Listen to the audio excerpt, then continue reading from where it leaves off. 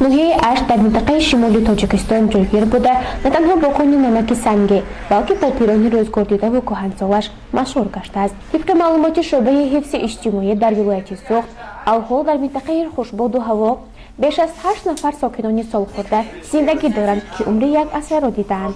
دهه پانغاز یکی از منطقه‌های سراحالی‌ترین این ناحیه بوده. در جماعت خیشتخانه آن پیرزن 101 ساله با نام خورشیدماه احمدعلیه و عمر به سر می‌برد. حسن خداداد او را حتی پیری هم پنهان نمی‌کند. خورشیدماه سخن را با دعا آغاز می‌نماید و هر زمان اشک‌هایش را پاک می‌کند.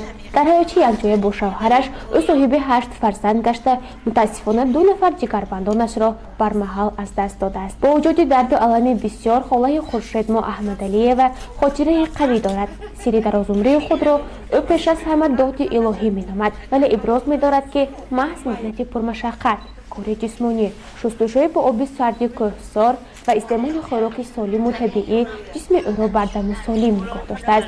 خورشیدماه صاحب 158 نفر نبیره بوده. شماره ابیرگانش را در یاد ندارد چون خیلی زیادند.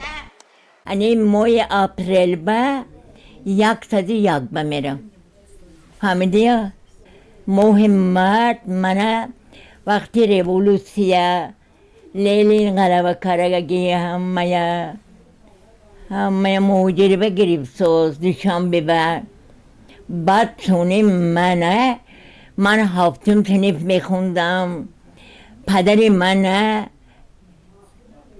کلکی به باسته چونی من اینجا با مددوی همین نرددین اینجا با کلین کارا اوورم. موه مرد 12 مرد کرزندونم یکم سلویدین دویم تگ دومنان موندگی فیاضیدین سیم میستکن سیم فیرپیسور پغردین چهارم اینوبتوی دخترک پنجم علمسوی ششم سباحت دکتر کار میکند گینکولوگ هفتم ملاحت و یا معلومه غیر کمانده هشتم نردین خودی چیویرم خودش 80 تا چیویرم خودش 80 تا و این نیویره حسابش فرستانم 100 تا نیویره. قهرمانی دیگری سوژه ما بیبی سارا شیرالی و 104 ساله نیز در جماعت خیشتخانه ناحیه اشت زندگی دارد. او صاحب 11 فرزند بوده و امروز تقدیر 3 نفر آنها را به خاک سپرده است. الم مرگ فرزندان او را وادار ساخته است که مبارز باشد و به مقصدهای دراز عمری باقی مانده جگربندانش او 3 مراتب قله بلندترین کوه بابای آب را فتح کرده است تا عمرشان دراز و سلامتیشان بردم باشد. شوهر این بیبی نورانی سال 1994 در سن 82 سالگی وفات کرده است و حالا در احاطه 46 نبیره، 153 ابیره و 60 جبیره خاله بیبی سارا دولتی پیره می‌داند. از روی نقل فرزندانش این مادر قهرمان تا بستری بیماری گشتنش خودش سرفه می‌آراست و خوراک و لذیذ آماده می‌کرد و همچون زنی هنرمند در جماعت آبروی و نفوذی خاص پیدا کرده است. Elektrostansiya. Elektrik خوکوی کنده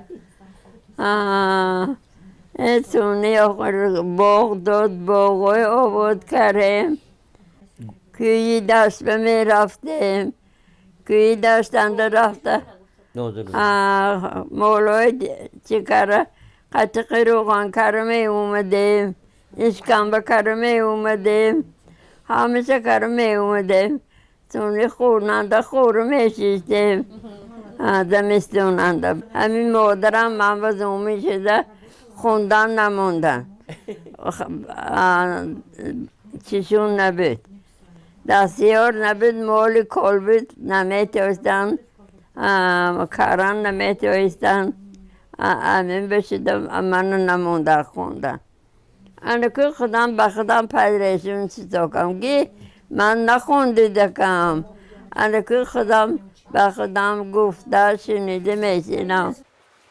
در جماعت استایان تاج‌نیسا حسنова زندگی میکند. ماهی انور او سالگی خویش را جشن گرفت و گفت خواهر تاج‌نیسا او در زندگی یک عصر خویش صاحب 9 فرزند گشته بود، اما مرگ بر محل 3 نفر جگربندش قامت او را شکسته و قلبش را پاره کرده است. این زن مرد صفت تا دم پیرانسالی پادبانی نموده فرزندانش را با محنت حلال به وی رسانیده است. در وقت‌های خولگی باشد با درخواست دوستان و همسایه‌ها او چوری نموده کورپه و بالین و لباس‌های شیرینی زیبا می‌دوخت. لیک خود در بستر بیماری است و با مهربانی و پرورش 300 نفر نبیره و ابیره و چبیره‌هایش دولتی پیری می‌راند. گوه می‌جوشیدم، گوه رسونه دادم و مرغ کلخوز پایدم. مرغ یک 5 سال پایدم سونی چی دادن گوسفند پا گفتن گوسفند پایدم، گوسفند دادم بز دادن قولی بز پایدم. همین کوچکی قدیم بچه های شخ کردم. اسم اومده چون خیسته نمیتونستگی شدم دخترم.